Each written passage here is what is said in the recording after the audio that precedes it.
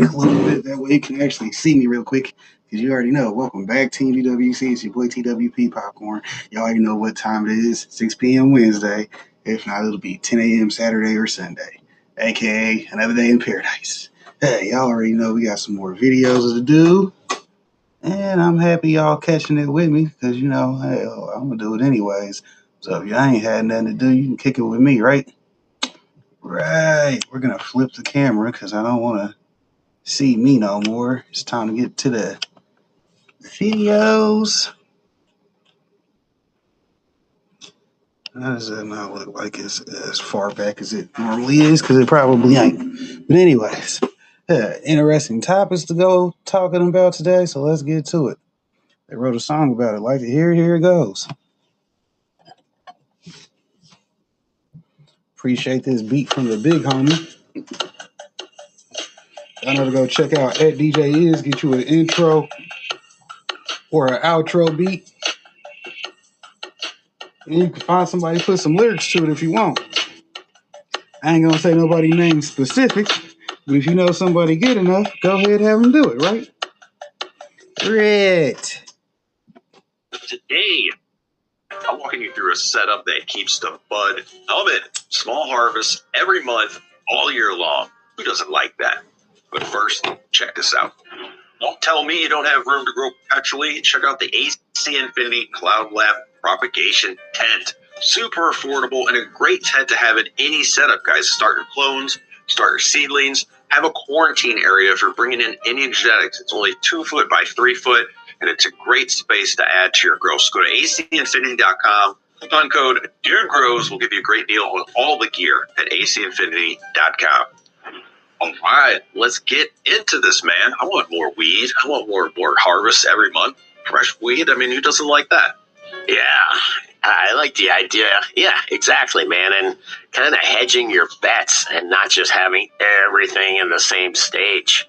Yeah, there's definitely something for this, but the harvesting every month is the big deal for me.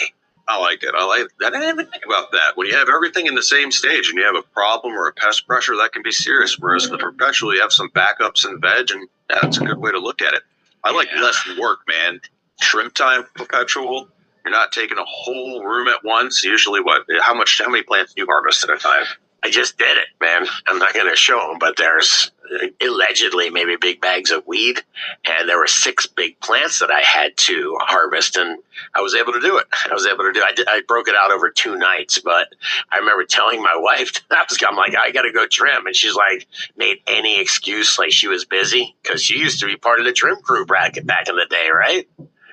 For days. Yeah, I average 1 hour per 5 gallon. That is my trim time for pretty fine trim, and that does add up, man. So if you're harvesting 18 plants versus, let's say, 3 every month or something, yeah, bonus. And I think it's a little easier to have variety too, because let's say you're harvesting 2 of this strain, maybe you have in line 2 of another strain. I like that aspect. I got 1 of each. Yeah, I have 6 different plants here, and it was a lot of fun. And guess what? I got 6 different plants now coming up that are different varieties. And yeah, you can definitely do it.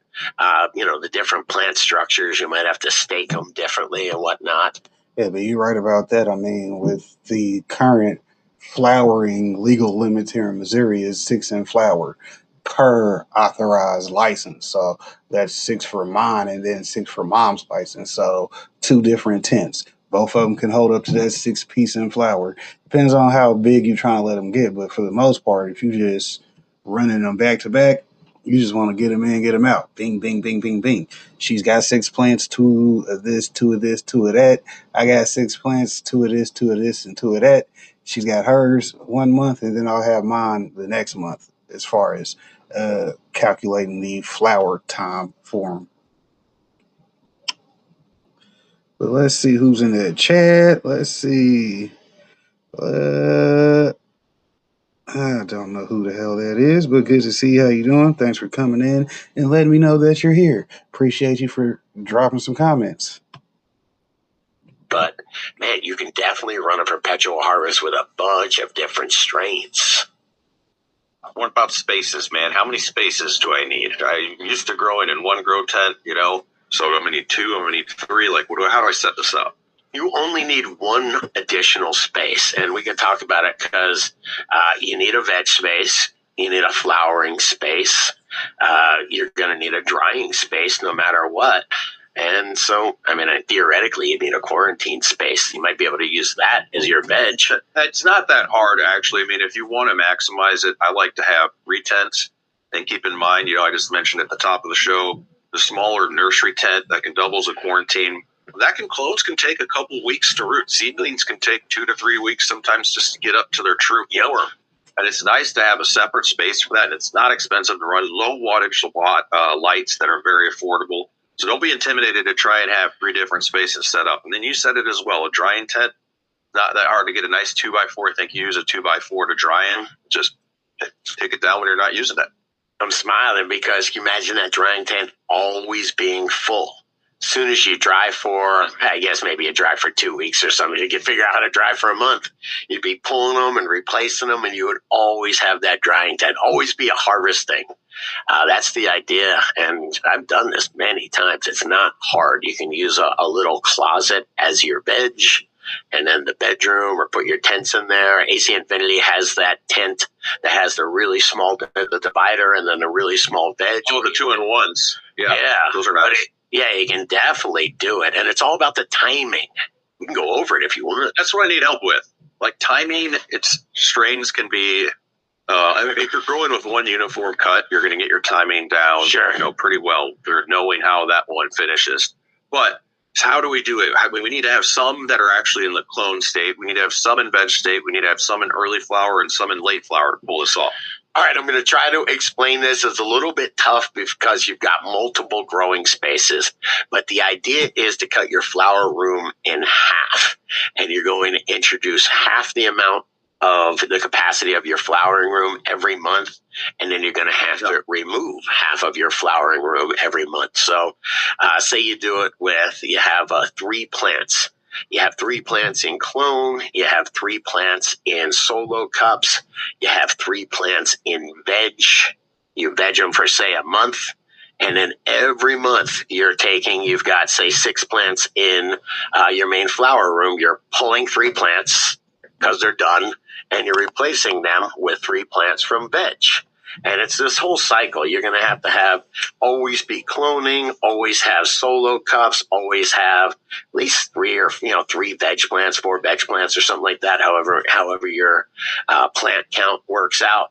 But the idea is every time you harvest, you break your flowering up into 2 months, 60 days, 30 days, and 30 days. Every 30 days, you're harvesting and you're replacing with big veg plants.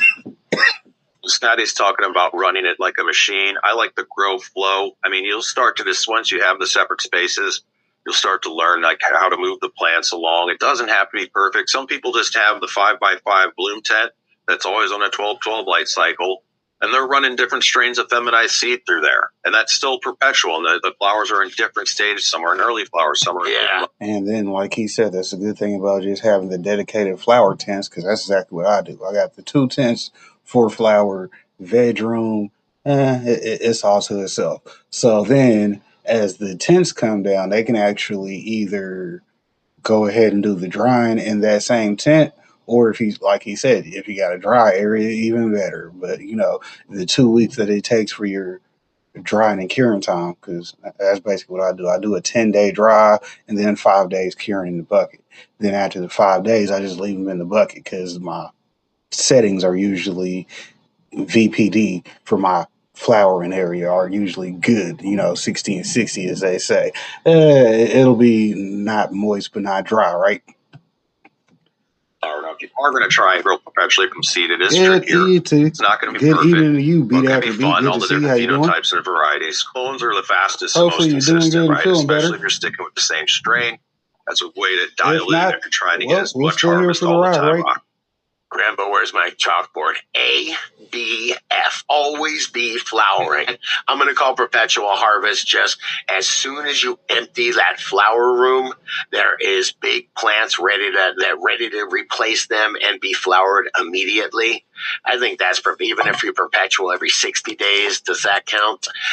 But even if you're breaking the room in half, then you can do it every 30 days. That's what I'm up to, and yeah, it's great. I harvest my 3 plants every 30 days, and I'm happy. Let me give a pro tip with all this spinning in my head. Label everything and label the date you started it. Maybe obviously if you have different strains, because there's a lot in motion here on the weed conveyor belt here. But not like he just said, you got to label and date everything. So, say for instance, you put the 6 plants in tent 1, what 6 plants they are, and the date that you're flipping into the flower. So then after that, you know when that they can come in and out. You see what I'm saying? If they at the end of the day 60 days, you like, oh, they've been 60 days in flower. You check them trichomes. If your trichomes is looking like how you want them to look, because that's what you do. You learn how you like your trichomes. And because I can't tell you if you're going to prefer smoky or if you're going to prefer amber. Hell, you might be one of them clear-headed people. You might not even care if the trichomes look smoky. Hell. Ooh, wait, he said 24 inches and it's turning into ice. Damn, beat at the beach, you had to come in with some Christmas weather, huh? Well, hell, that shit, hopefully it pays rent. I hate when it snow and then it melt, then it snow again. Yeah, because that'd be that bullshit. You just be like, well, let it stay if it's going to stay. Nah. You don't want ice to stay, though, because you don't want to be sliding around, right? Nah, nobody want to slow. He said 2 to 4 inches. So see, you said 24 inches. See, that's a big difference. 24 inches, that's 2 feet. 2 to 4 inches, that ain't that bad. But the only bad part about it, like he said, it's gonna be icy. Shouts out to Gucci Mane. You know what I'm saying? My dude Gucci. Shouts out to my dude Gucci. He beat Eminem in the top 5 that one year, and he's been coming back around with that So Icy rap ever since. Going through the East Grove space, Lots of ins and outs, man. And you can get these plant stakes. You buy 100 of them. I think they come in 14 different colors, and I color code all my strains. And then, yeah, definitely, I keep a black magic marker right in the grow. I also have a calendar. I have one of those 4-month calendars that I mark when I put this one in flowering. And, keeping notes of this stuff is huge if you're going to be doing perpetual. The color code. I like to be more creative, like use action figures or something. How you doing? Y'all go check out the bud files. Different gnomes, different gnomes. There we go. No, man, and seriously, a lot of times on my calendar, little calendar that I have, I'll put C video, and I'll just I do a nice detailed video, take my phone out. Hey, I used silica on these. I just treated whatever it is, man. But that's a great tool as well.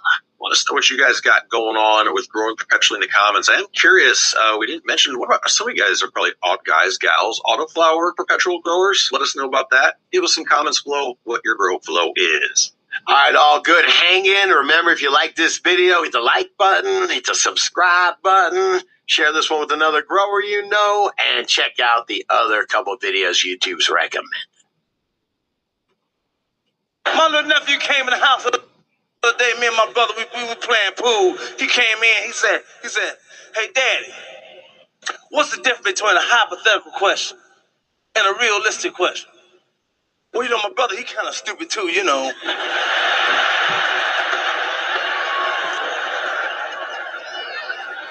Hypothetical. He said they basically mean the same, but sometimes they be different, He said, for example, go upstairs and ask your mother, will she make love to the mailman for $250,000? My nephew ran upstairs, came back 10 minutes later. He said, "Daddy, Mama said she'll fuck the mailman, the milkman, and any other man for $250,000. He said, "Well, I see." He said, "Well, son, go downstairs and ask your sister, will she make love to the next door neighbor for $250,000? He ran downstairs, came back 15 minutes later, and said, "Father, sister said she'll fuck the next door neighbor, the neighborhood, and the next block for $250,000. My brother looked at me, I looked at him. I said, tell him, man, tell him. He said, let me tell you something. Son, hypothetically speaking, we should have $500,000.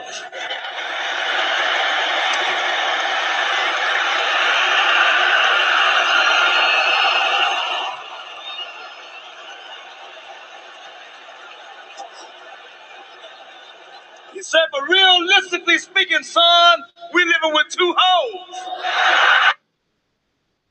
Hey everyone, thanks for checking in your latest Appreciate TDR Bernie Mac, man, keeping it 5, yet real like another it one as we is. continue our trip out in Vegas. But we'll be back here tomorrow at 11 a.m. for our latest live stream for a full recap of the biggest conference this week in the cannabis space, MJBiz. But for now, another TDR Cannabis in 5, so let's get into it. Today I'm going to look at one of the most overlooked repeatable patterns in cannabis equities, the seasonal rhythm of sector bottoms. Yeah, I know a lot of you watch this. There's a persistent myth in the market that cannabis stocks, they bottom in the winter, somewhere between November and March. But if you zoom out and study the historical tape, the data tells a different story. If we look back since 2013, the most reliable inflection points have emerged in June and July, not during the colder months. So let's break it down and what I mean by that. So every time cannabis stocks hit fresh lows in December or even in February, traders start calling the bottom. But history shows those calls are actually usually premature. Take 2013. I know it's a long time ago, but use that as an example. The sector saw a speculative run into early spring driven by legalization headlines, but the real bottom didn't form until July after months of slow bleed and fading volume. That summer marked the beginning of a multi-month recovery. Fast forward into 2017, Canadian LPs were hot in Q1 as recreational legalization loomed, but after peaking in March, the sector cooled. That actual reset came in June, with July showing the first signs of accumulation. Then by September, you looked at names like Canopy and Aphria, they were back in rally mode. Even back during the pandemic, COVID in 2021,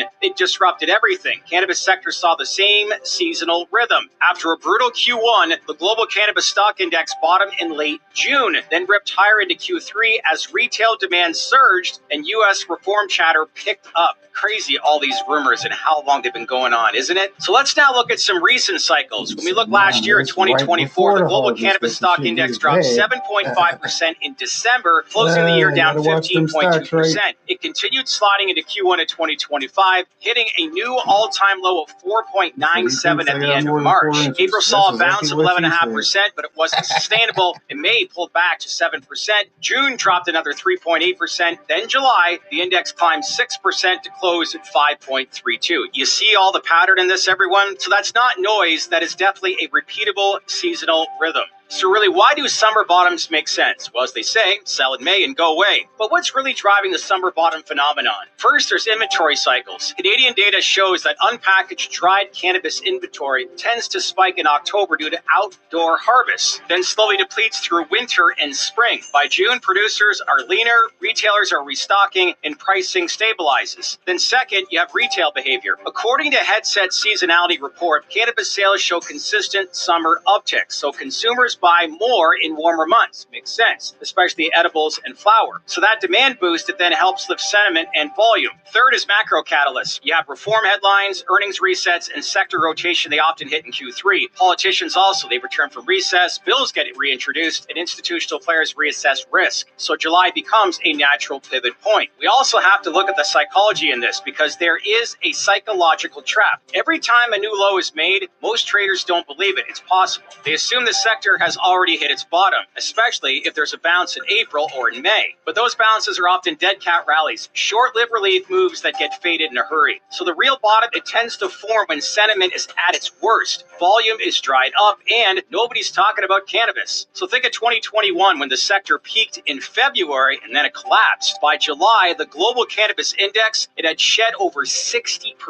So most traders were out. But that summer, it marked the beginning of a slow base building phase that lasted into 2022. So again, there is a pattern in all this. So really, what are the strategic takeaways in all this? cannabis. And what does this mean for traders, meaning you? One, don't chase winter dips. They're rarely the final flush. Also, watch June and July for volume shifts, sentiment resets, and macro catalysts. In addition, use historical data to anchor your entries, not emotion or headlines. I know emotion is a tough one for a lot of retail investors. So this isn't about calling bottoms perfectly. It's about recognizing that cannabis stocks indeed have a rhythm, and that rhythm favors summer inflection points. So as we look around the corner and get into the heart of the winter months here, keep this in mind. So if you're trading MSOS or any cannabis name, ignore the noise and study the tape. The sector doesn't bottom when people are hopeful. It bottoms when they've given up. So June and July, they aren't just months. They could be windows of opportunity. Lots at stake here this year because in 2026, based on the rumors that we've heard the last couple of months, could we see reform change? So really history could be changed forever and we could see new trends in 2026 if, and I mean if, reform indeed does happen. But the takeaway here again is those summer months, including July, they are turning points that create maybe the real bottoms involved in this industry when inventory's dried up. As I said earlier, sell in May and go away. So here we are, December, big year around the corner in 2026. It's the moment of truth time for many companies in this space. So if you're investing in this space and it interests you, make sure you do your due diligence, you do your homework, and you're ready for when something does happen. That's it for our latest TDR Cannabis in 5. Again, back here tomorrow at 11 a.m. for a full recap of our MJ Biz conference and what we heard, and really provide any insight on what we can expect over these next few weeks going into the end of the calendar year, and more importantly, going into 2026. We'll see you then. In the meantime, make sure to like, subscribe, and smash on that bell for all notifications. Stay connected with us here at TDR. I'm your host, Shad Dales. Thanks for joining, everyone, and I'll see you tomorrow. Take care, everyone. That's the good thing about working from home right now. I ain't got to worry about going nowhere in no bad weather. Mr. Nice Guy was blowing up, man. We got customers from all over New York.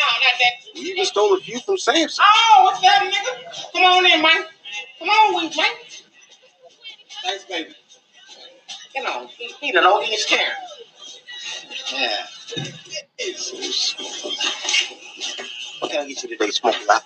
Lovely. Give me the pound of your Swedish Chiba. Hey.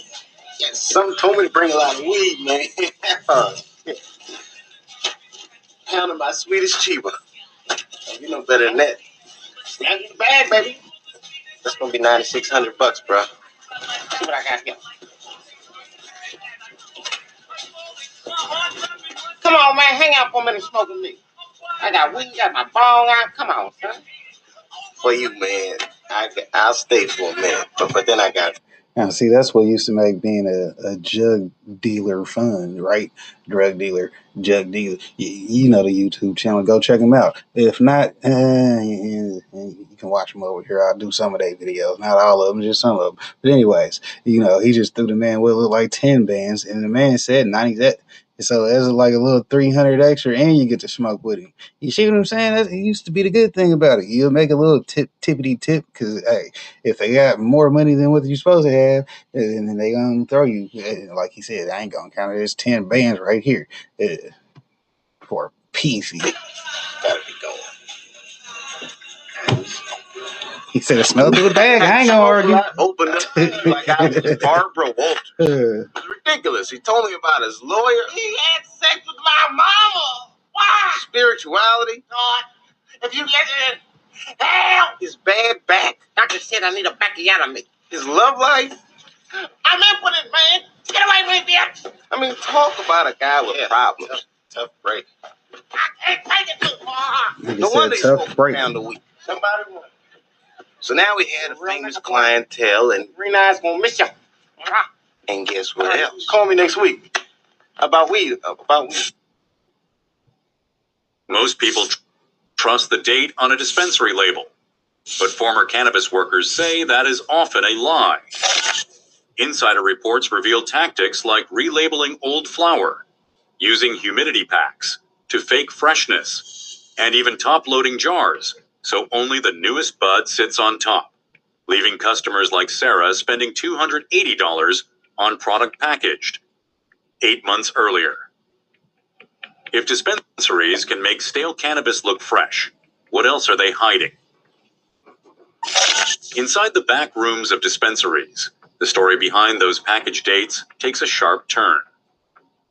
According to former inventory leaders, It is common practice to move unsold flour into new packaging with a fresh label, erasing any trace of its true age. One former employee from a major California chain described being told to always print new labels and never let old dates hit the shelf. Internal memos leaked from staff chat logs show step-by-step instructions for relabeling product, sometimes up to 3 times before it is finally sold. The official reason is avoiding the paperwork and cost of reporting expired inventory, which state regulations say must be destroyed. But the real outcome is that cannabis tested and packaged months earlier is sold as if it is brand new. Warning. The loophole exists because most states only require a single lab test at the time of first packaging. After that, there is no retesting, even if the product is repackaged or relabeled. Track and trace systems like Metrc are supposed to follow every jar, but former compliance officers admit the trail goes cold once it hits the store. It is when you get a good idea. Insider reports reveal that as that long deal as the down label or looks you're gonna fresh, forget. nobody is checking how many times it has been repackaged or how old the flour inside really is. The limit is supposed to be 3 times, but documentation shows some shops push even further. Important. For customers, the risk is real. THC and other cannabinoids can degrade by up to 30% in just 6 months, even faster if storage is not perfect. Mold is another threat, especially for medical patients and anyone with respiratory issues. Yet, with a new date on the label, there is almost no way to know. As one former manager said, if you are trusting the sticker, you are playing roulette with your health and your money. Pay attention. Humidity packs like those little Boveda packets marked 62% are supposed to preserve freshness.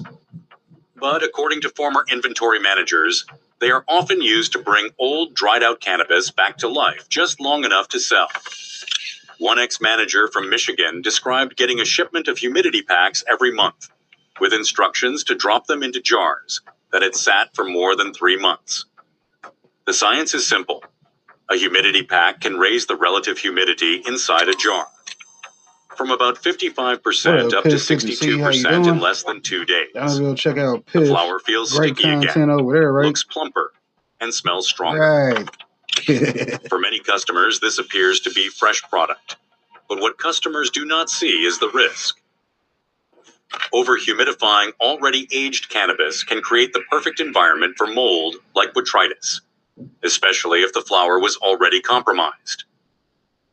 In one documented case, a dispensary in Oregon was fined and shut down for 90 days after inspectors found jars packed with humidity packs and hidden mold. Former managers have explained that increased moisture can reactivate spores and led to contamination that is not visible on the surface. This is a hidden risk that connects to a larger pattern of deception and consumer harm. It does not stop with moisture tricks. Another common move is top loading, putting a handful of the freshest buds right on top of old, brittle flour in the display jar. Bud tenders are told to scoop from the top when customers ask to see or smell a strain. According to insider reports, this is standard procedure in busy shops when you get to the with busy slow-moving bottom of the inventory. jar, and there's some Sarah, leftover a bars. customer in Denver, spent $280 on what she thought was premium flour. At home, she found only the top layer was fresh. The rest was brown, dry, and harsh. She later discovered the batch had been packaged 8 months earlier. For customers, that means paying top dollar for product that has lost up to 30% of its THC and could be harboring mold. Industry insiders have observed shops doing this to preserve appearances while moving product towards sale, and documentation shows it leads to consumer harm. Before I reveal the next tactic, one that uses pure optical illusion, please subscribe and let me know in the comments what the worst experience you have ever had at a dispensary was. Please subscribe. Yeah. These stories help expose the truth and protect others from the same scams. Lighting lies. LED lighting in dispensaries is not just about setting the mood. It is a tool for shaping what customers see and what they miss. According to a former floor manager from Colorado, switching to cool, blue-rich LEDs became standard practice whenever shelves were heavy with old inventory. According to former employees and insider reports, under the right LEDs, even brown flour can look sticky and fresh. The science backs this up. Cool white LEDs, often rated between 5. So now when you go into the dispo and see that they got their lights set up behind the jars, and then you like, well, that blue lights help that weed look a little bit greener. Blue and brown make green, right? Damn. 1,000 and 6,500. Kelvin amplify green tones and make trichomes glisten, hiding the amber or brown color that signals age and oxidation. In one documented case, management replaced all warm lights with high-output LEDs Pip want me to after actually be a customers YouTuber and complained drop about the link. dull-looking buds. Nah, we'll take your word for it because I The know same you're good flower, for it. unchanged, suddenly looked vibrant and frosty, despite being 4 months past harvest. I'll have to start doing garden tours one of these Documentation days. My shows damn display self. lighting is I marketed got to plenty of people maximize asking, trichome why don't you be sparkle and having mask people up? flaws. Yeah, this is For my show. shoppers, Hell, I'll come this to their means house what and see looks their show. fresh under retail lights could be hiding up to 30% loss Hey, in if y'all don't know how to THC catch these or even people in their mold. grow room, I'll tell you when. No state regulator inspects lighting setups, so unless you ask to see the product in We know daylight, Pip you certified are with the grow trusting room a though, carefully so designed shit. illusion. According to former employees at several Los Angeles dispensaries, old flour that won't move from the shelf does not always end up in the trash. The next stop is often the grinder. Unsold jars, sometimes 5 to 10 pounds at a time, are dumped in, ground down, and turned into fresh pre-rolls. One former employee described a routine where anything brittle, brown, or losing its scent was earmarked for grinding, no questions asked. The logic is simple. Once the flour is shredded and rolled, there is no way for customers to spot age, dryness, or mold. In one documented case, a California they shop just was straight shut down taking this shit away from after an you. audit Boy, revealed that's that every bullshit. pre-roll on the menu came from product months beyond its best buy date. Lab analyses from independent testers show ground cannabis can lose up to 50% of its original THCA content, meaning the joints are far weaker than advertised. For medical patients and heavy users, that is not just a ripoff. It is a health risk, especially if mold spores survive the process. This tactic hides the truth in plain sight, making it nearly impossible for buyers to know what they are really getting. Weekend mornings in some dispensaries start with a routine staff call called Spray Day. According to former employees, that means pulling out bottles of terpene mist, usually labeled with names like Lemon Haze or Pine Blast, and applying them to jars with weak, faded flour. The goal is simple. Cover up the musty scent of aging cannabis and replace it with the sharp, pungent aroma customers expect from fresh bud. Internal shift logs from a Michigan shop show spray sessions scheduled every Friday and Saturday, just before the busiest sales periods. Workers were instructed to go heavy on anything that did not pass the sniff test.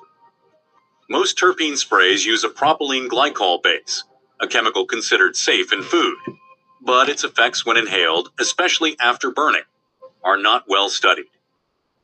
Some staff reported developing coughs or throat irritation after repeated exposure to the mist. One former bud tender described headaches and a raw throat after every spray shift. For customers, the risk is invisible. The flower smells strong, but the freshness is only skin deep. Industry chemists warn that heating sprayed terpenes can create byproducts no one has tested for safety. Stick around, because tactic number 7 goes even further, and this time it is not just your nose at risk. Logs don't always tell the truth. According to former inventory staff, it is common for dispensaries to edit digital records, erasing any trace that a returned product ever left the shelf. One insider described seeing jars come back from customers, only to be quietly relabeled and put right back on display. Randy, a medical patient from Oklahoma, never suspected anything was wrong. 2 weeks after buying what he thought was fresh flour, he landed in the hospital with aspergillosis, a lung infection caused by mold. Later, state investigators traced the batch to a pile of returned product that had been cycled through inventory again. The only change was on paper. The risk to Randy was real. For vulnerable patients, this kind of deception isn't just dishonest. It can be dangerous. Walk-in refrigerators are not just for storage. They are a compliance department secret weapon. According to a former compliance staffer, dispensaries routinely move flour into cold, dry rooms right before... This is just another reminder. The best thing y'all can do is grow for yourself, because if you ain't going to grow your own, then you're going to be having to deal with whatever they're producing for you. And we already know that the Food and Drug Administration is out to get you. They might as well be right there selling caskets. Hey, you want to buy food? You got to buy your casket first, because this shit finna kill you. 8 inspections. Within a day, the effect is striking. Buds look firmer, trichomes seem clearer, and any surface mold stops spreading. Inspectors, who only visit about once a year in most states, check the cooled inventory and rarely ask for long-term storage logs. Once the inspection wraps, product returns to regular shelves, where humidity and temperature swing back to normal. This trick exploits a gap in oversight, making old cannabis appear pristine just long enough to pass official checks. Shake is not just leftovers.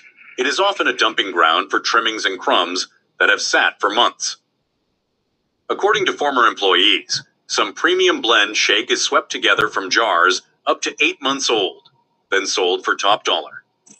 One customer paid $180 for a bag so dry it turned to dust.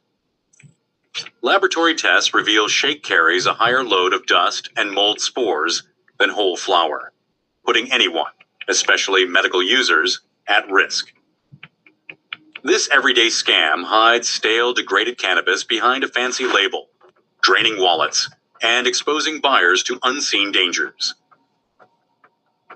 Today, in a market worth over $33 billion and still lacking federal oversight, vigilance is your best defense. Until transparency becomes law, the burden of trust falls on every consumer. The cannabis you buy tomorrow depends on the questions you ask today.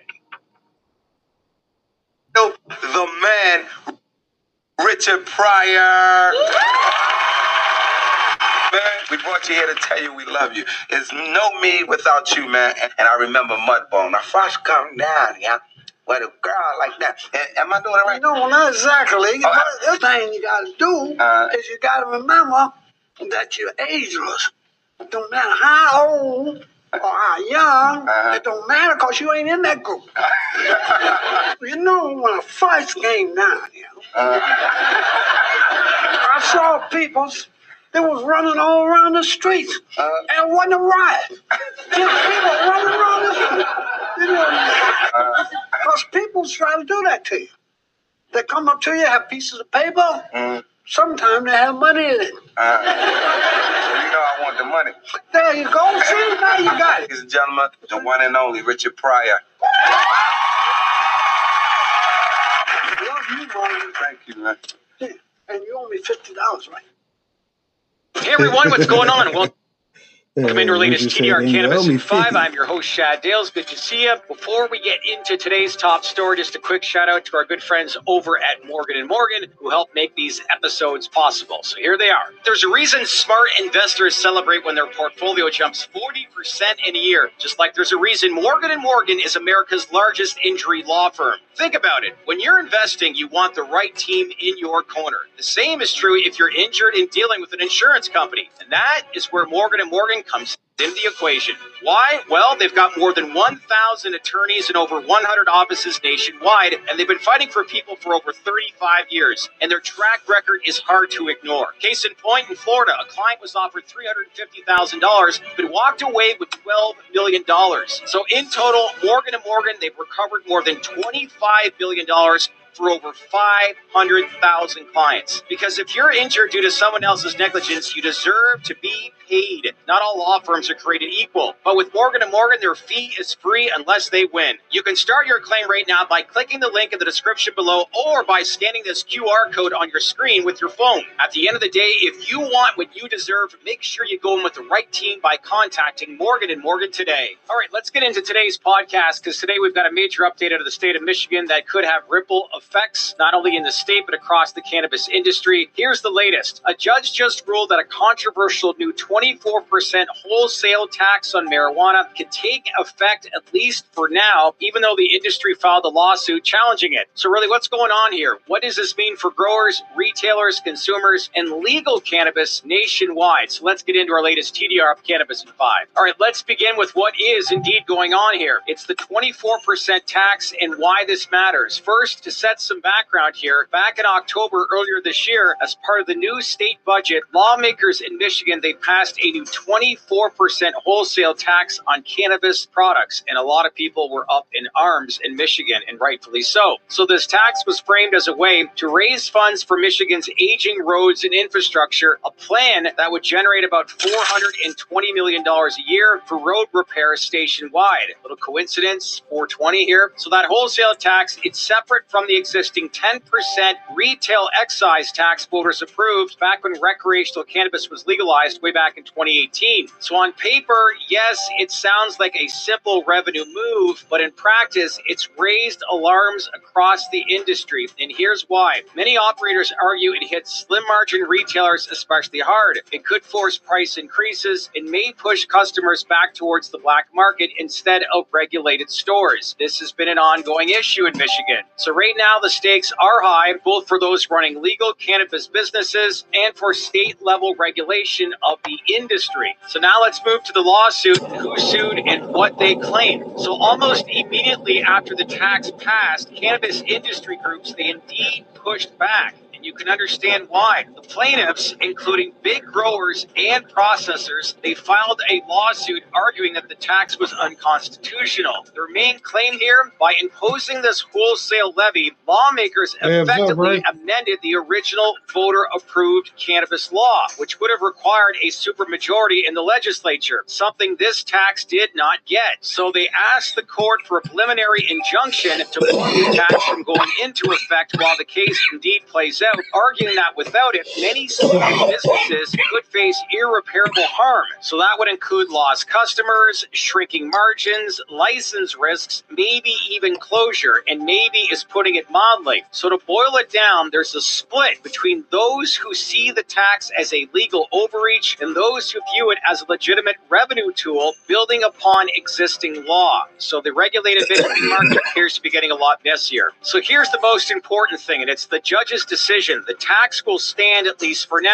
So now let's fast forward to today, December 2025, where the judge in this case is Seema Patel of the Michigan Court of Claims, who released a ruling. She denied the request for a preliminary injunction. So that means the 24% wholesale tax goes into effect as planned, at least for now. So the question is, why? In her 28-page opinion, she concluded that the plaintiffs failed to show that the clearly violated the state constitution or that they would suffer irreparable harm. Judge Patel further explained that the new road funding tax doesn't directly rewrite or replace the existing cannabis law. It simply layers a new separate tax on top, which she said is permitted. So what does that mean? Well, it means unless the law is overturned later, cannabis businesses across Michigan have to comply, and wholesale cannabis sales will now carry this additional tax burden. Oh man, not good. At the same time, she left the door open for the broader case to continue. The court will still examine whether the new tax undermines the original intent of the voter-approved law. So right now, as it stands, this isn't over yet, but for now, at least, the tax is going to stay. So with the tax now staying, what does this mean short-term and long-term in Michigan? Meaning, what are we looking at now moving forward? Well, first up, short term, Michigan cannabis operators, especially smaller shops, they're going to face serious squeeze. Many are already operating with thin margins. So think about it. This 24% wholesale tax could force them to raise prices, cut corners, or even shut down. And we all know what this is going to translate into. It's going to push consumers away from licensed shops and back towards the illicit market. Not good, because you're undermining one of the biggest benefits of legalization. That's been the fear industry groups voiced all along. And this isn't just in Michigan either. But long term, this ruling sets a precedent. If the new wholesale tax survives future court scrutiny, other states may take note, especially those looking for new revenue streams, by wary of amending existing legalization statutes via supermajority. Plus, think about this. It changes the financial math for cannabis businesses. Because let's face it, they need to adapt, maybe scale up, cut costs, consolidate, or rethink their entire business model. Then for lawmakers, this could look like a blueprint, combining legal cannabis with traditional tax and spend priorities like roads. Though if you've been to Michigan lately, I would argue, where is this tax revenue going? Because it doesn't appear it's going to roads and infrastructure. And on top of that, for regulators and operators, though, it might mean navigating a more challenging, less predictable market. That is the current state going on in Michigan. So, saying all this, what should we watch for next? Well, there's a few key things you should be watching. One is the ongoing legal case. The judge allowed the lawsuit to proceed, so there's still a chance the tax could be struck down. 2, whether businesses start to close or pass the tax burden to consumers. Early pricing moves will tell us a lot. And then 3, black market versus legal market dynamics. If licensed product gets too expensive, will underground supply surge back? You also have to look at number 4, which is broader legislative or regulatory responses in Michigan or in other states considering similar taxes and all this. So yeah, it's going to have an impact. So we, again, will be watching this closely. So there you have it, our latest TDR Cannabis in 5, a big shakeup in Michigan and a warning shot. Yes, a warning shot to the broader U.S. cannabis industry. So I know a lot of you, they want some good news, but I don't know what's going on here in some states with some of the taxes that are being charged here with a lot of these regulated cannabis businesses. Keep things simple, right? And I know a lot of people in Michigan right now are frustrated. And you look at a company like Terracin, you can understand why they exited stage left out of the state of Michigan. Probably not a bad move. So like I said, that's it for our latest TDR Cannabis in 5. If you found this breakdown helpful, hit that like button, smash on that bell for all notifications, and drop a comment below on what you think this ruling means for cannabis nationwide. And if you said Michigan charged an extra 24%, time to go. Bye, Michigan. Yeah, and be ready to move, right? And remember, that's why I said when you hear what laws are passed in your state, then you know whether you got to stay or go.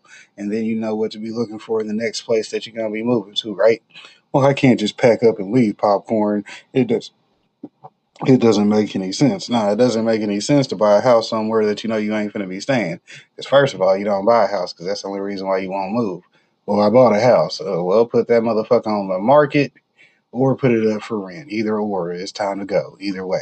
Ain't nothing to hold on to if the laws ain't going to do nothing for you because, once again, it's the people versus the government. Y'all going to see that's coming up. Hell, the government just going to start doing things that ain't for the people because when 70% of the people say that they ain't got no problem with weed, but then here the government come making problems for weed people, yeah, we're going to have to get rid of that 30% that don't want it, right? And then get them out the government, especially first. Nah. We ain't finna have your ass making a couple $100,000 a year and then millions on the backside because you keeping cannabis illegal. We know you own the damn vodka company, but hell, we don't want to drink vodka no more. We smoke weed. Want to dig deeper with data, yeah, your big potheads. Laws or legal angles, let us know. We've got more to cover. So again, we'd love to get your feedback. That's it for now. I'm your host, Shad Dills. We'll see you in the next video. And thanks again for watching. Take care, everyone. Shad be talking shit, though. I appreciate that. Hey, bro, which city would you live in? Gotham City or Metropolis? That's easy. Gotham City. What? Why Gotham City? Because think about it like this. Most of the problems you'll run into in Gotham, especially the villains, can easily be dealt with by keeping a strap on you. No, that's a lie. I don't believe that. Bro, the only people you really have to worry about is Clayface, Poison Ivy, Mr. Freeze, Bane, and Killer Croc. Everybody else is fair game. Because I know for a fact, Joker, Penguin, Harvey Dent, Scarecrow, and everybody else in this motherfucker is not bulletproof. I know that shit for a fact. I mean, you do have a point on that. But Metropolis? Hell no, you'll die within the first week. I mean, but Superman's Metropolis. Doesn't that count for anything? And look at Superman Rogues Gallery. Metallo, Atomic Skull, Lex Luthor, Brainiac. Last time I checked, a lot of these motherfuckers are bulletproof. The fuck is a gun gonna do to that shit? That is true. Exactly, so I'll take my chances in Gotham City, bitch. Keep that Second Amendment on them, right? Back to 6. I ain't smoking shit on the street. I'm sitting saying, hell, it's getting high too. Everybody was good. It wasn't a thing to do because it was a thing to do, you know. It was a thing to do because it got you high. Can you do? I feel you. Nah, that's why I'm doing it. I feel it. Man, you cool as shit, mister. I hate to do it, but I gotta charge it. That's $60. $60. Yeah. Man, I remember when a dime bag cost a dime. You know what I mean? You know how much condoms used to cost back in them days? How much? I don't know. We never used them. So 3 things in life are certain: death, taxes, and potholes in Michigan. And when lawmakers finally decide to fix the roads, they increase taxes on pot to fund it. They call it pot for pot. But their cute little saying can soon destroy an entire industry, as an almost 40% total tax rocks both consumers and businesses. And yes, this did lead to a lawsuit, but of course the court's ruling all but ensures the death of another legal market. And it's all because of overtaxation and political greed. Julia and Elena, lawmakers say it's about fixing roads, but dispensary owners believe it could push buyers back underground. I haven't seen one customer that supports it. Nobody thinks it's appropriate. Nobody wants to pay 24% more for their cannabis. Michigan's marijuana industry could soon see its biggest tax hike yet. It's going to make people going to the black market or unregulated products, the hemp market, much more attractive. A possible Rose deal in Lansing could raise a 24% wholesale tax on marijuana sales, projected to bring in hundreds of millions for roads and infrastructure. But dispensary owners say it comes at their expense. It's going to affect the consumer and the businesses in just increased costs. The only really way to make that happen is to pass that on to the consumer. Now, what they're supposed to do is, say, for instance, import-export limitation to where, okay, if you guys say you need X amount of weed, you get taxed when you go over that amount. That's simple right there. As soon as you go over, you get taxed. Anything over what you said you projected and needed is going to be taxed at the 24% rate. Meaning if you're making more money, it's going to cost you more money. But as far as you just making your average money, yeah, you can get that. You can get that all day. But then whenever you go over certain numbers, then you got to pay extra. That's how simple that should be. But guess what? They don't work for the people. They want the people to work for them. Yeah, fire them motherfuckers. Fire. Foul. Unfortunately, so we're going to see higher prices. CEO of Michigan's cannabis dispensary, Meds Cafe, Joshua Covert, says currently marijuana is taxed at 16%. That's a 10% excise tax plus Michigan's 6% sales tax. Under the new plan, tax burdens on buyers could jump to around 40%. The new dollars, when you would take into the existing tax with the new tax, you'd be looking at spending $142.02 by the time the tax is calculated. I just don't believe that's fair to the consumer. I don't believe it's fair to the businesses. So pretty much overnight, your products have become so much more expensive. I mean, almost 40% total tax, guys. How does that not destroy an entire industry? Obviously, it will. And it'll force a lot of folks back to the black market. Because let's just be real about it, guys. A lot of folks do not want to spend more of their hard-earned money to receive less. It's just the reality of the whole situation. Now, when news of this story first broke, we brought it to you guys here on the channel. And we also updated you guys on the lawsuit that was filed pretty soon after that tax hike was signed into law by Governor Gretchen Whitmer. Now, that lawsuit aimed to temporarily halt the new tax increase while hopefully striking it off in the future. Now, those who argued against the tax increase were saying that it's unconstitutional because it's not what the voters approved. Michigan's new cannabis tax just faced a legal challenge in court, and the ruling could reshape the state's market. A court of claims judge heard arguments from the cannabis industry, which says lawmakers overstepped with the recent tax hike. The lawsuit argues that the new law illegally challenges the 2018 ballot initiative that legalized cannabis, the Michigan Regulation and Taxation of Marijuana Act, which clearly set a 10%. I mean, then at the end of the day, you got to remember, we already paying taxes to the government for the government to be able to do shit, which includes already having the funds to fix roads. Now, if you wasn't sending $1 billion over to whoever you sending billions of dollars to, then the roads would automatically have been fixed because guess what? You use money that you got from taxes from the taxpayers to pay for roads for the taxpayers here, not to send $1 billion overseas because out of that $1 billion you get a kickback to your personal account. Okay, President such and such, I offer you guys $1 billion, but you got to send me $40 million back to my personal account. Yeah. Personal account. Don't even be nothing on the side. It just be straight to the account. Then you wonder why he came in the office. He'd only been on the farm, and now he's a billionaire. How does that happen? An excise tax Because on it's always recreational scam, sales. man. The industry says raising the tax beyond that 10% limit requires a 3/4 supermajority, not a simple legislative vote, making the increase unconstitutional. The judge didn't issue a decision yet, but one is expected soon. And now we have big news because that decision has dropped. And it's not what a lot of folks were hoping for. And we're going to break it down for you guys in a bit. But before we do, just a quick reminder, if you're getting value from this video, please do like, share, and subscribe to the channel. And if you want to support us further, join the ICANN VIP Bean Club or cop some merch from our merch store. We actually got that brand new American grown hoodie, the Good Herb. Grab it now before it's all gone. And if you happen to be a home gardener, try the ICANN Organics. Use the code LEGAL. It works on the bundle and the seeds. And just moments after the governor signed that budget, a group representing Michigan's marijuana industry filed a lawsuit against the state. The Michigan Cannabis Industry Association is against the part of the budget that includes a 24% wholesale tax on marijuana sales. The money will go towards funding road construction projects, but the group believes that the tax will hurt the state's marijuana industry. And hurt the industry, it absolutely will. Because, I mean, think about it. What other industries have an almost 50% tax on some of these products? It's absolutely mind-blowing. On Tuesday, we told you that the Michigan Cannabis Industry Association filed a lawsuit calling the tax unconstitutional.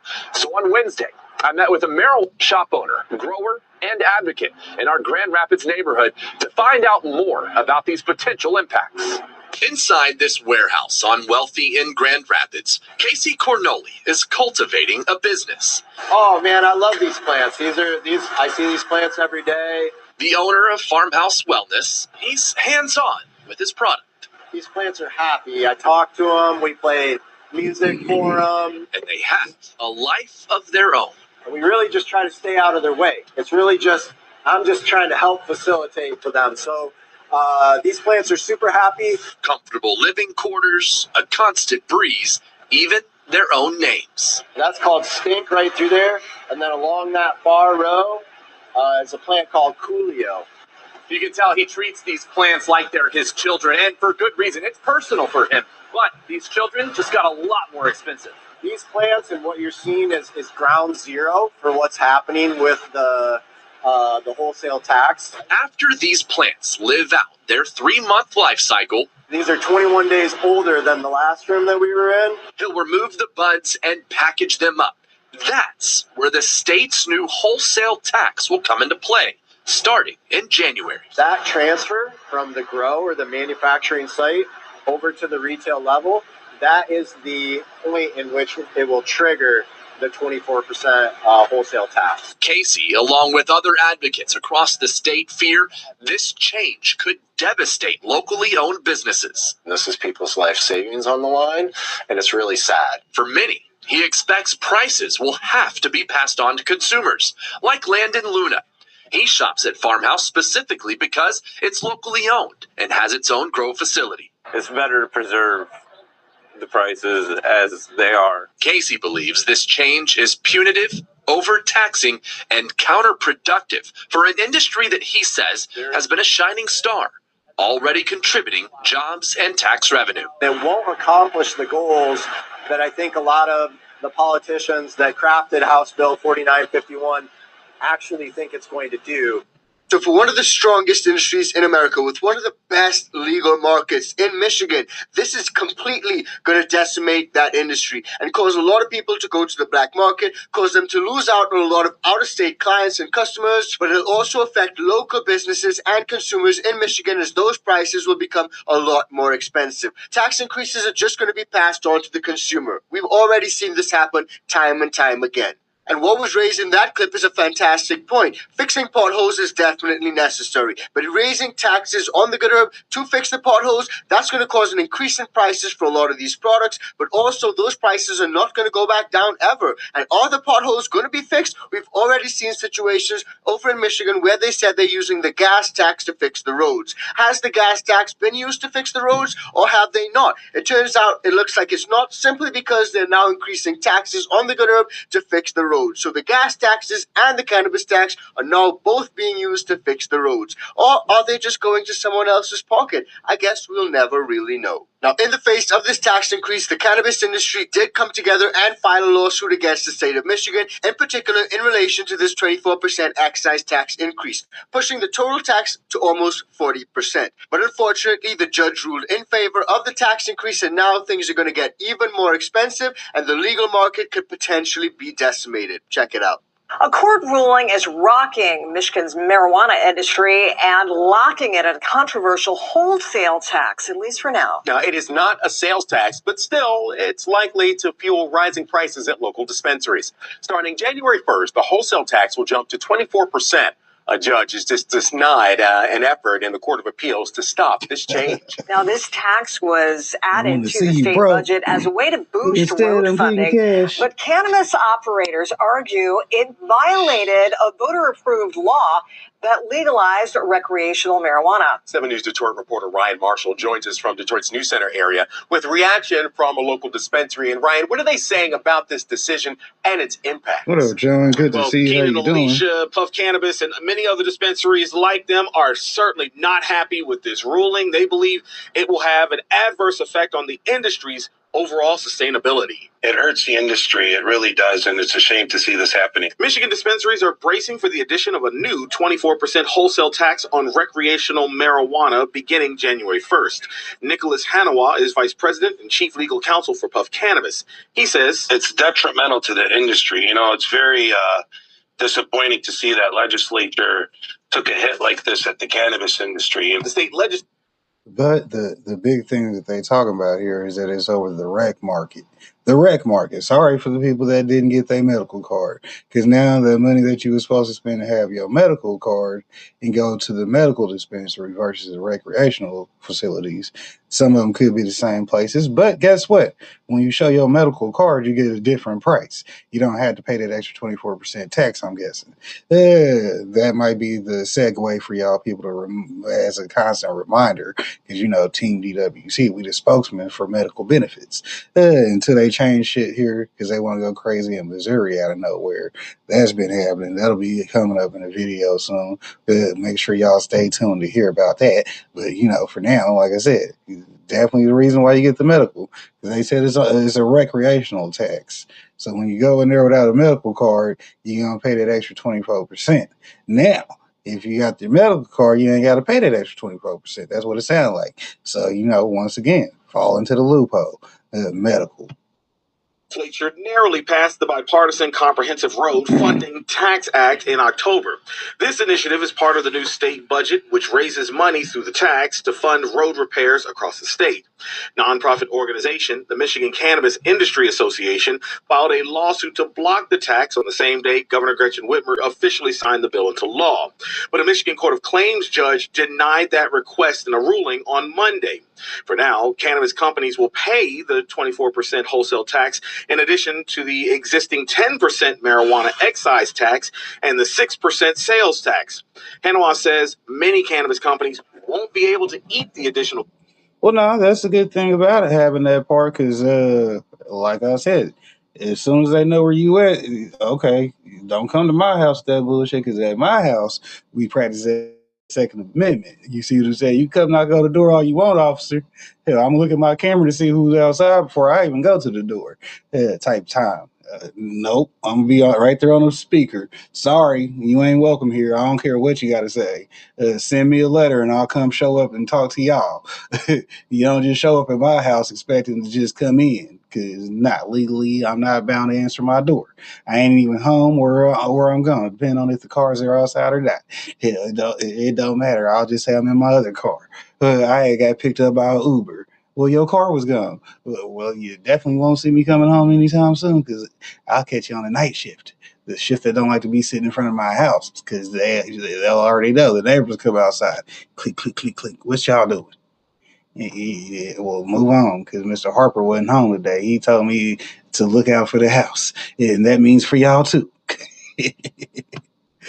Costs and will likely pass it on to consumers. They might not see it on their receipt, but it'll be there in the form of a price increase. Customers are now beginning to weigh their purchasing options. Black market, people are gonna be like, well, why get taxed here when I just go somewhere else and not get taxed? And that is a great point, guys. Psycho Billy down the street, he doesn't charge taxes. Mad Mike up the road, he also doesn't charge taxes. So why am I going to the dispo to pay this almost 40% total tax? I mean, make it make sense. Obviously, the legal market is going to be the one to lose out. Now, I do want to show you guys a little bit more of the fallout from this crazy tax hike, but of course, we got to acknowledge that the roads over in Michigan, they're absolutely crazy. Check it out. The end of a Michigan winter means one thing: pothole season. The Mitten State has the worst roads in the country. When the Motor City says some tires are built to last, well, that's some bullshit. Over 3 million Metro Detroiters are learning to start their every workday with changing a busted tire. Even the toughest vehicles are handling the roads like total pussies. State officials say the problem is not the semi-trucks that go unweighed, and that they have solved the issue with a very complex solution by tossing a little gravel over the hole. Now, some might say there are bigger problems facing America than potholes. Between the school shootings and just every other asshole that you have to deal with day in and day out, it's a wonder why anybody even leaves the house anymore. And when the morning commute has now turned into a live-action version of Mario Kart, well, the people here have had enough. But in the end, all Michiganders can do is truck on and hope to survive the long ride home, knowing one sad truth: there is no end to pothole season. Shitty roads in the Motor City. It's pure Michigan. Guys, I have found the unluckiest driver in all of Metro Detroit. He has blown out so many tires on these awful roads, including a spare that he brought with him to a recent Dearborn City Council meeting looking for some answers. Wyoming, near Michigan Avenue in Dearborn, is falling apart. Mike Hatcham has to drive through here, and he has blown a mind-blowing number of tires. 7 tires. 7? Yes. 7 tires blown since January. This is another one. $240. This is $223 a couple of days ago. He has each and every repair bill to back it all up. In fact, to make matters worse, he blew his spare tire in a pothole. When you get a flat on the donut, that means it's a done deal. You cannot do anything at the end of the day. Hashem carried that damaged donut into this week's Dearborn City Council meeting. I have receipts right here totaling up to $1,000 within a month and a half. He was told that the roads we are seeing now are from the state simply not funding the roads in the past. We blossomed potholes from a decade of lack of maintenance. We are the Motor City, and this is a joke. This is a complete disaster and a joke at the end of the day. So the roads are absolutely horrible, and they're using these short-term fixes, throwing some gravel in it, just short-term fixes that don't actually last. But on the flip side, they are raking in gas taxes every single day. Every single time someone hits that pump, they pay a gas tax. And instead of it fixing the roads, we have no idea where it's actually going. And while I feel like everyone can get behind fixing the roads, especially when they're in that condition, there are a lot of different ways that we can go about generating the revenue to do so. I mean, you guys already said you're using the gas tax. Turns out that may not be the case. But now increasing the tax on the good herb, that's going to cause so many issues for many consumers, especially since a lot of folks use that herb as medicine. Some members of Michigan's cannabis industry say their businesses can't support a new tax that's part of the new state budget. 5 minutes down the road from downtown Lawton sits Green Hippo Provisioning. The family-owned specialty cannabis business is on year 3.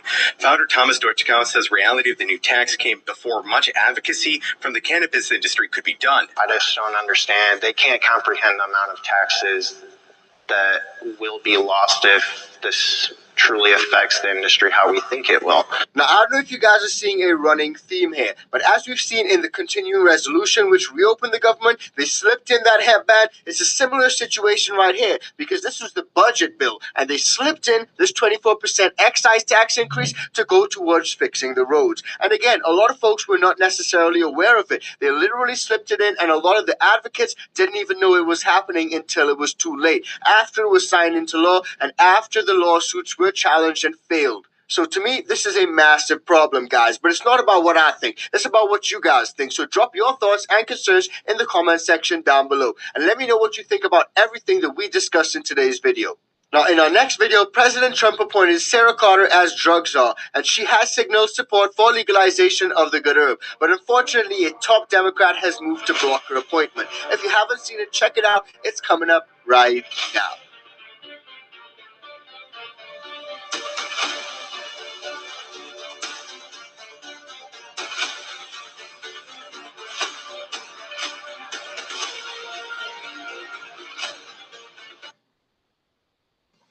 Problem with filing is black people don't file because they don't understand it. Do you know how many times Donald Trump filed? What? Yeah, so then why?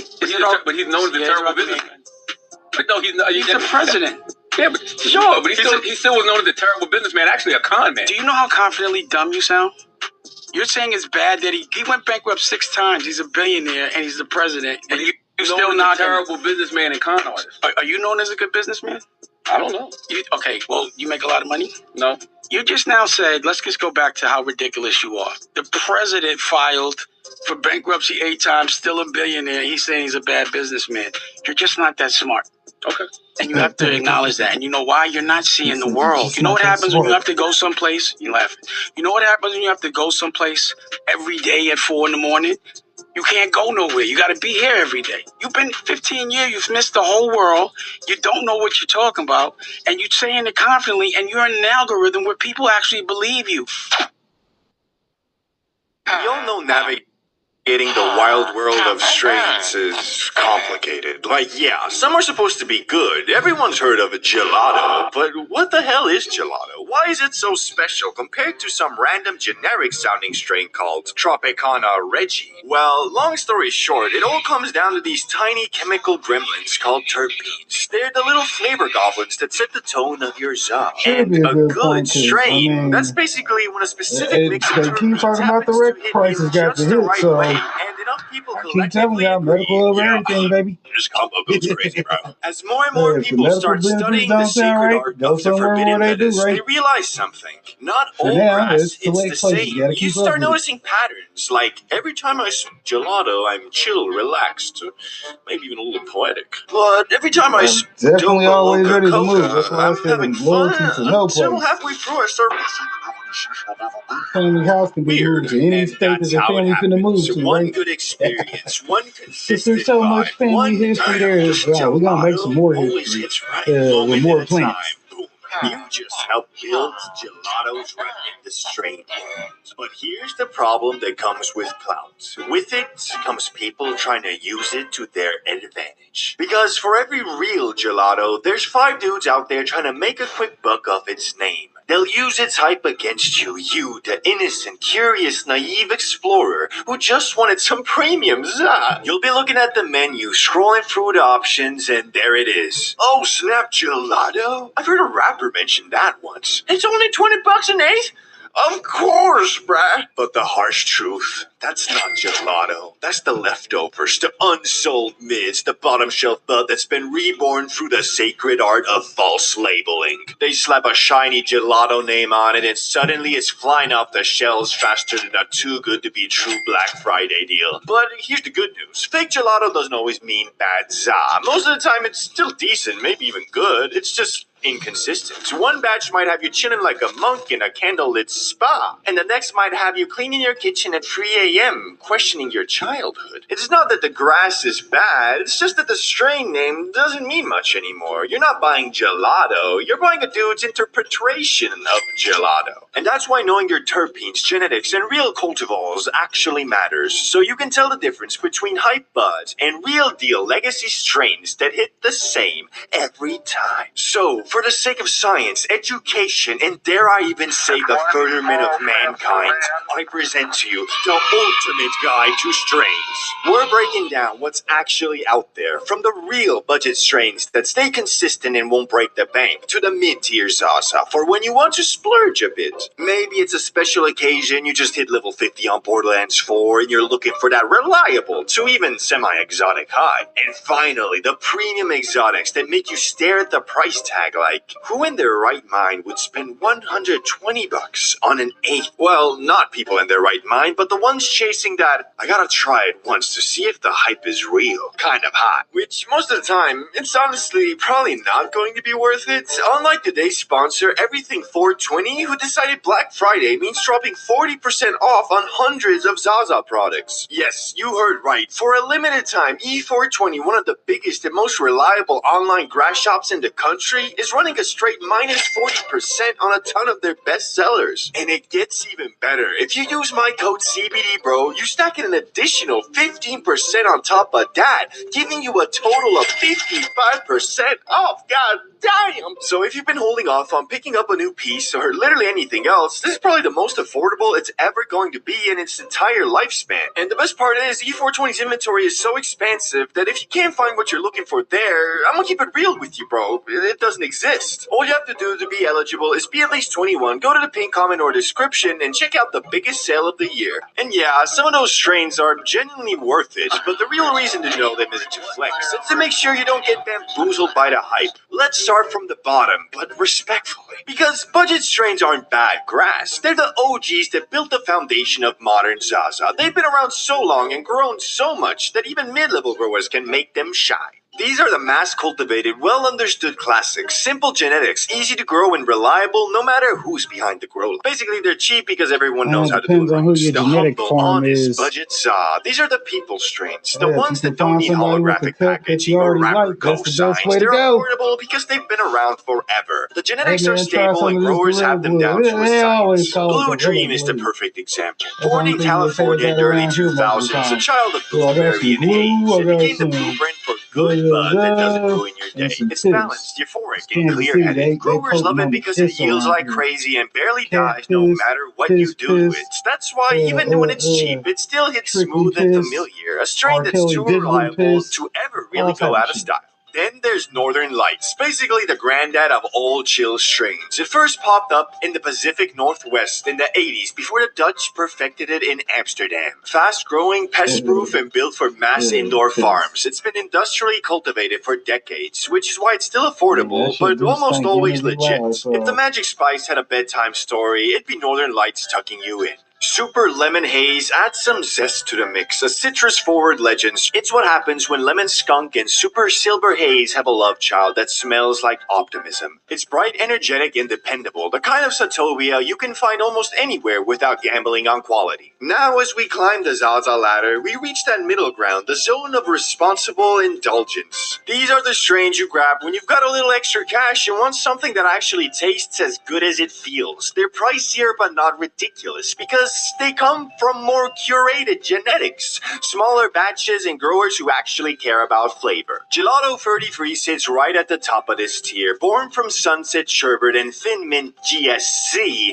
it's the one that started the modern luxury grass movement. Creamy, fruity, perfectly balanced, chill, but still productive. When you get the real thing, it smells like dessert and gasoline had a baby. If it doesn't, it's probably just another imposter. Then there's Wedding Cake. Despite the name, it doesn't taste like frosting. It's more earthy vanilla and soft calm. Bred from Triangle Kirsch and Animal Mints. It's a perfect end of the day but not end of consciousness strain. It's for people who want to feel cozy but not comatose. And then there's Mimosa, the brunch strain. A cross between clementine and purple punch. It's bright, citrusy, and sociable. Like orange juice with a personality disorder. It's functional enough for daytime high, yet fun enough to make folding laundry feel like a side quest. But now we step into sacred ground, the true exotics. These are the strains you save for birthdays, paydays, or whenever you just want to flex on your past self. They're expensive, yes, but they're also the reason modern za culture even exists. Because these strains didn't just get famous, they changed the game, son. RS11 or Rainbow Sherbet 11 is where flavor became science. It introduced a whole terps over tea philosophy, fruity, creamy, and absurdly smooth. It's one of the few hype strains that's actually worth the hype. Technically, the real cuts are so tightly controlled that fake RS11 almost always outsells the genuine article, because the real one never stays on shelves. Then there's Skittles, the original candy strain. If it smells like a fruit aisle in heaven, you found the real thing. If it smells like lawn clippings, congratulations, you've just been scanned by a marketing major. And finally, Lemon Cherry Gelato, the modern hype king. Every plug claims to have it, most don't. The authentic version bred by Backpack Boys and 5 Points hits with a perfect mix of sweetness, cream, and citrus, uplifting, euphoric, but without the anxiety spikes. It's potent but balanced, indulgent but smooth. See it for under $50? That's not a deal. That's mid and designer cosplay. And there you have it, your foundational strain knowledge unlocked. You now know which names actually mean something, which ones are safe bets for each budget, and how to spot a clout chaser holding a mislabeled eighth of Skittles like it's the holy grail. 90 bucks.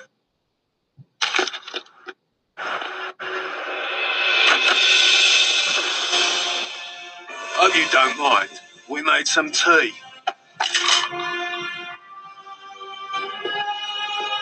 That's the good thing about it, if they got clones, hopefully it's what they say it is. Introduce myself. I'm the always bloke you're relabel stealing shit, from. right?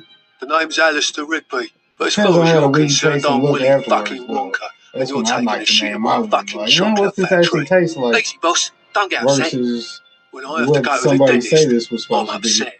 When Liverpool beats Arsenal, I'm upset. But when some little shit decides to take over one of the most profitable territories in the country, I'm beyond fucking upset. I'm very fucking upset. So, from now on, you're under new management. You will work for me, and in return, you'll receive an allowance. Allowance? Yes, allowance. As in, I'm allowing you to keep 10%, and I'm allowing you to keep drawing breath on this earth. Now, you either get down, or you lay down. What's it gonna be, sunshine? This wasn't no movie. The smart thing was to say yes, get up, and leave the room. But then I thought to myself, what if this was a movie? Look, fuck you. Fuck the plane you flew in on. Fuck them shoes. Fuck those socks with the bell on it. Fuck your gay ass fairy faggot accent. Fuck them cheap ass cigars. Fuck your yuck mouth teeth. Fuck your hairpiece. Fuck your chocolate. Fuck Guy Ritchie. Fuck Prince William. Fuck the Queen. This is America. My president is black and my Lambo is blue, nigga. Now get the fuck out of my hotel room. And if I see you in the street, I'm slapping the shit out of you.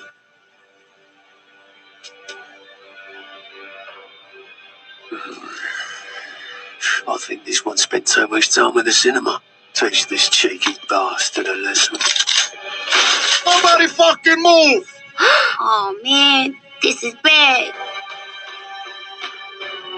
What is this? A casting call for the Sopranos reunion? Do me a favour. Tell room service nobody here ordered the extra large whop with a side order of whops. Whoa! So President Trump's pick the drug czar has voiced support for legalization of the good herb, and that's a good thing. But now a top Democrat is blocking her appointment, and of course it's all about party politics. Meanwhile, over in Kentucky, the first ever dispensary is set to be opened over the next couple weeks, but there's a catch. And finally, home grows may be made legal over in Florida under a newly filed bill, but of course, filing the bill is only the first step. Some Florida residents could get the chance to grow their own marijuana A Republican state senator has introduced a bill that would allow it for medical marijuana patients. But Gulf Coast News reporter Dave Elias reveals the bill is already getting some pushback from other lawmakers. But leaves it right there spelt on the screen. You may have heard the old saying, if at first Yeah, why you half-ass bleeping? Said they might pick up the words, but they ain't looking at the video. Nah, they looking at both, homie. Supporters and now lawmakers are trying to do. A new bill introduced would allow people to grow up to 2 marijuana plants on their own. Definitely having the ability to Two's better than none, man. Two's better than none. that is wanted. Republican Senator Joe Gruder's bill would only allow those who need it medically to grow it. Attorney Paula Sevchenko, And we'll show you how to grow those industry, calls it 15-foot Mendo dope plants for your 2 plants, right? Did a really good job at Yeah, you might be over the 2-pound limit. grow cultivation. Republican Senator Jonathan Martin, though, disagrees, telling me, quote, the bill doesn't address the fact that marijuana is illegal under federal law.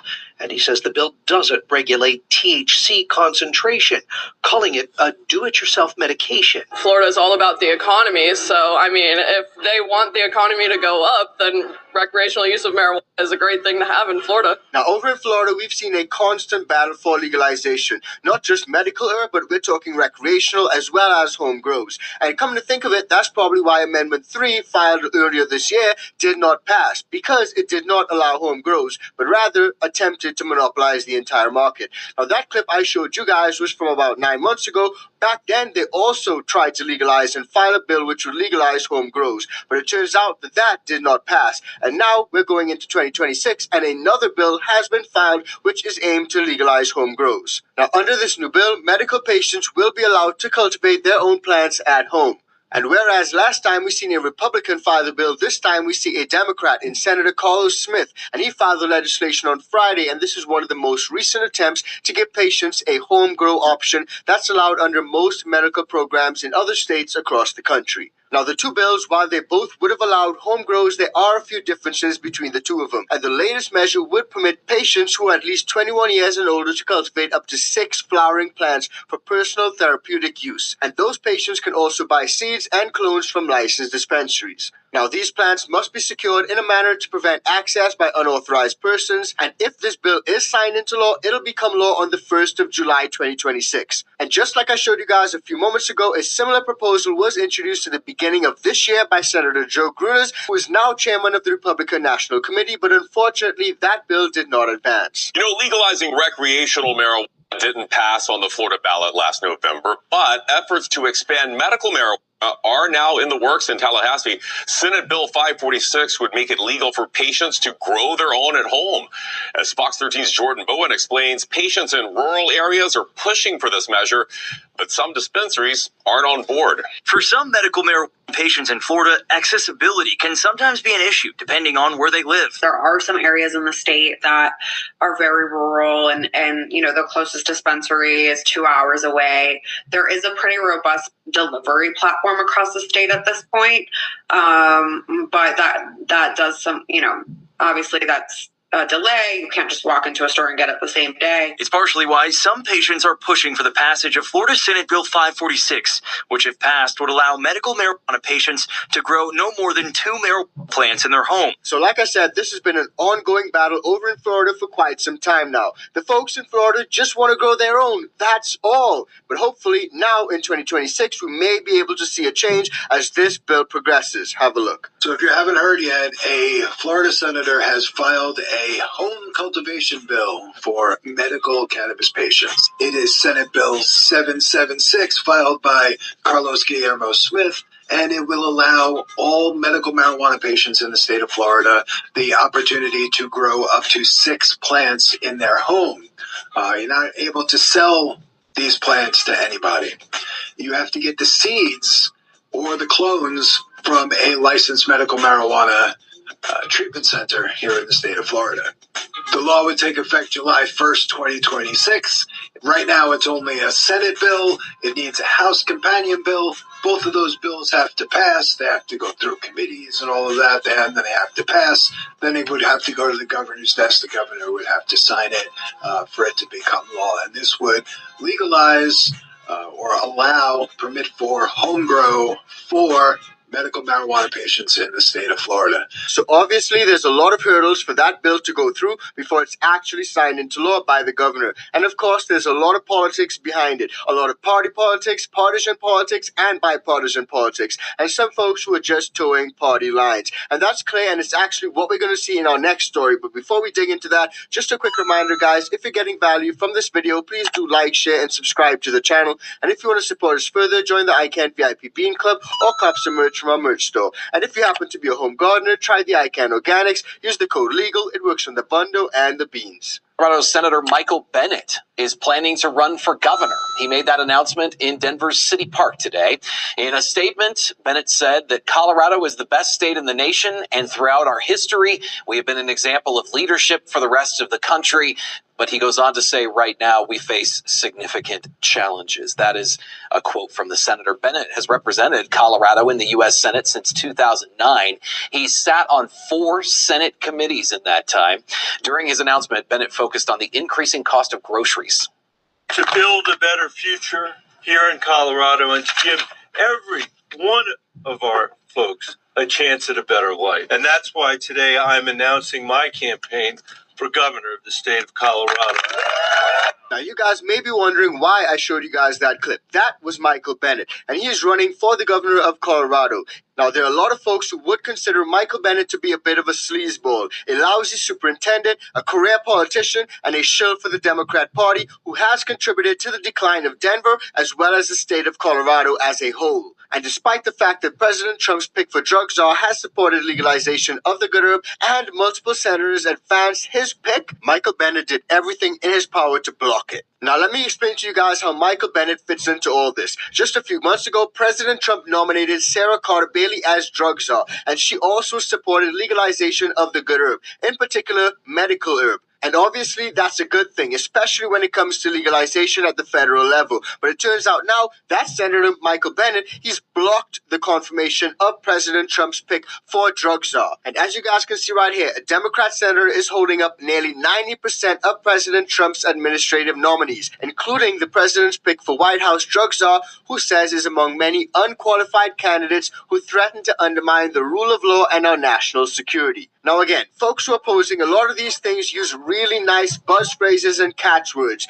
National security, undermining the rule of law, due process. All these things sound fantastic, but the truth is, who is really undermining the rule of law and holding up the entire process? It's this Democrat senator in Michael Bennet. This guy, he is holding up the entire process. Now, here's the tweet put out by Michael Bennet on X, where he's proudly saying that he blocked the nominations of President Trump, as well as signal that he's running for governor to bring that same backbone and respect of the rule of law to Colorado. And as a Colorado resident, I'm not a fan of a lot of the policies that are coming out of Colorado. And looking at some of the replies on this very thread, you guys can see that a lot of people feel the same way. As Ross says, Michael, can you even name another nominee? It's pretty remarkable to claim that all 88 nominees were unqualified. Julia says, you lack the simple level of knowledge with respect to the rule of law yourself. You're nothing but an empty suit stuffing it with Big Pharma's money. And right here it shows how much money he received from Big Pharma. And what's really interesting is that tons of Democrats on this list have received tons of money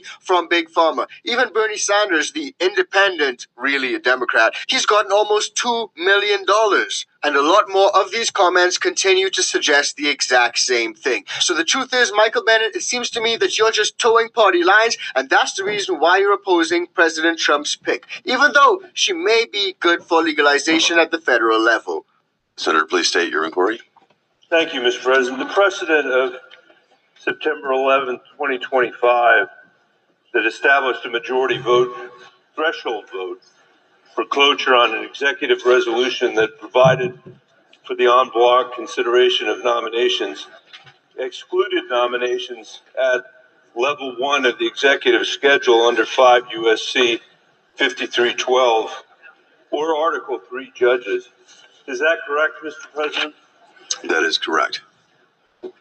Mr. President, I'm sorry to say this slate of nominations in S-Res 520 includes calendar number 476, Sarah Bailey of Texas, to be Director of National Drug Control Policy. That position is among those listed in 5 U.S.C. 5312. Therefore, the threshold for cloture on this vote would be 3/5 of those duly chosen and sworn. Is that correct, Mr. President? That is correct. I object. So again, intrinsically linked to legalization is politics, and where you have two parties that are constantly going at it and trying to find faults in what each other's doing, you may end up in a situation where federal legalization is further and further pushed away. Because even in situations where one party is doing something good for the good herb, the other party is going to try to block it and stop it from happening. And that's what we've seen for so many years up to this point. But thankfully, in certain states like over in Kentucky, they're actually making progress, as finally the first medical dispensary will open in the next couple of weeks, according to Governor Andy Beshear. And what's fantastic is that they're finally touting the good herb as an alternative to opioids. Thousands of Kentuckians already have medical cannabis cards in hand, but they don't have anywhere to use them. Kylie Hill explains what's causing the holdup and when dispensaries may finally open their doors. It's been months since medical marijuana officially became legal in the Commonwealth, but sales have yet to happen. And now we're, in the 9th month of the year. Governor Andy Beshear has previously acknowledged frustrations with the delay in launching the program. However, Kentucky Normal Executive Director Matthew Bratcher, pretty typical. It takes a while to get an industry up from the ground up. A lot of places have had to break ground and build from the ground up rather than retrofit buildings. So it's been expected that it would take kind of this long to get things going. There are thousands of Kentuckians still waiting for access to treatment. According to data from the Kentucky Cabinet for Health and Family Services, around 11,500 people have successfully applied for and received medical cannabis cards since the program launched earlier this year. I can understand the frustration of a lot of people who want to see it a little bit sooner. They may already have their cards and they may be ready to go ahead and start purchasing, but if we waited this long, we can wait a few more months. Now, this is not the first time that we've seen reality take a while to catch up to the laws that were passed. For instance, over in Nebraska, there's no medical program despite medical programs being signed into law. Now, over in Kentucky, we're seeing that the program was started, but there was nowhere for you to actually purchase the herb. You got your medical card, tons of folks got their cards, but there's nowhere for them to present that card and make the purchase. But now, thankfully, just a few months ago, Kentucky's first medical cannabis dispensary was approved to open. Have a look. First official medical marijuana dispensary in the Commonwealth is approved. Governor Beshear made that announcement. The governor said the Post dispensary is expected to open its doors this fall. It's located in Beaver Dam, which is in western Kentucky. Beshear said this was a step forward for Kentuckians with serious medical problems to have access to the medicine they need and deserve.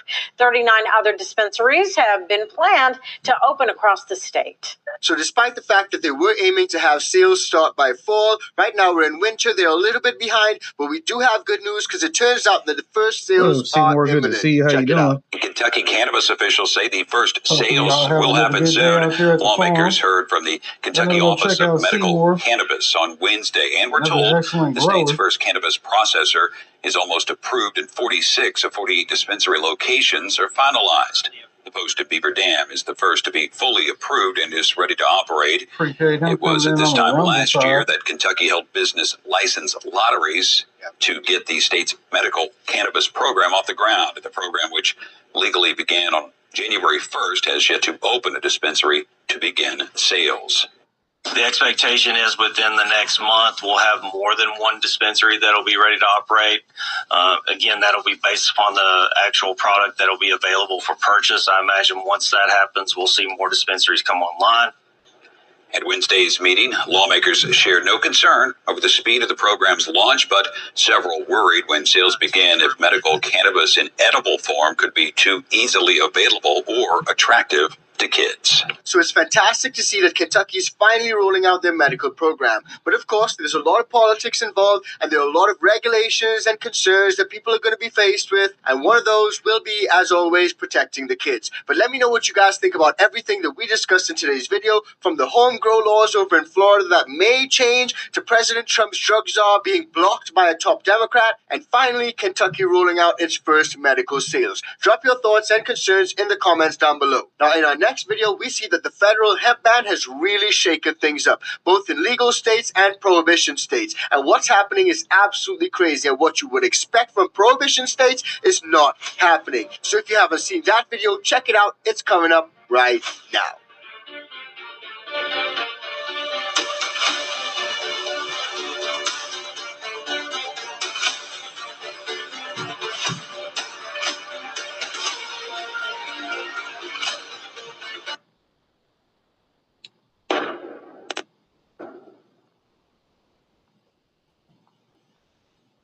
You stopped sipping lean, right? Oh yeah, nah.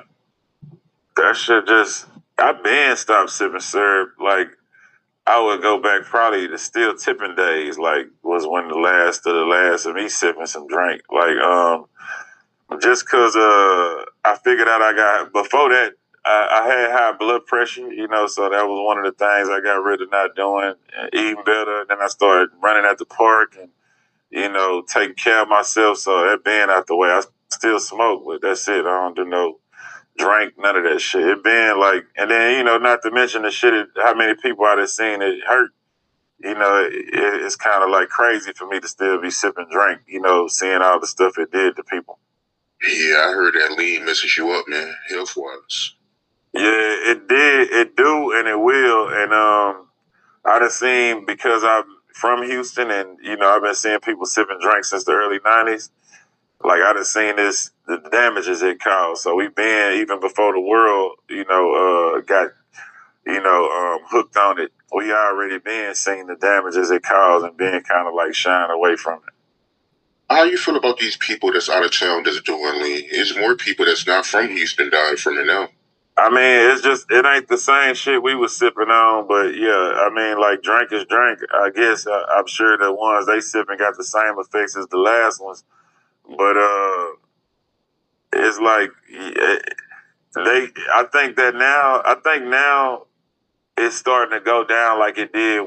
Like, it had its popularity in Houston where it was crazy. Like, it was the #1 thing. Like, people still sip to this day, but it's nowhere near as popular as it was back in the day in the 90s, because people start seeing the effects of drink.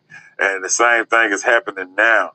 After the world got on it, it blew up, it got crazy, and now you're starting to see people stop drinking because they starting to see the effects of it. You know what I'm saying? Like we saw a long time ago. Yeah, I know Paul Wall, he was telling me how he gained a lot of weight from it. You know, even me, before I lost weight, I had surgery to save me. The surgery saved me. If I wouldn't have had the surgery, I would be probably dead now, because I was morbidly obese as well. I was 350 plus on the scale. Scale saying to be continued for real when I'm stepping on that level. I was big as all outdoors on that scale. So, man, the surgery saved my life. And, you know, I'm going down the same path, but what is causing me to be overweight? Even if I'm eating grilled fish and rice and drinking water and no sugar and no carbohydrates, you know, for a year at a time, and I'm working out, exercising, man, I done drunk so much syrup, I done sipped so much alcohol, even in the cycle of taking diet pills to lose it. The first maybe 5 cycles of losing weight with diet pills, it works. But then when you gain it back and you use diet pills long term, man, they don't work no more. And now your metabolism is off. Your hormones ain't working right. Everything is just not working. So it really damn near was impossible for me to lose weight. If I wouldn't have surgery, I probably for sure would be dead right now. Paul was a real sipper though. Like, you know, Paul like was a real sipper. Like he was like, that's all he was doing was sipping drink. So yeah, he could tell you for real.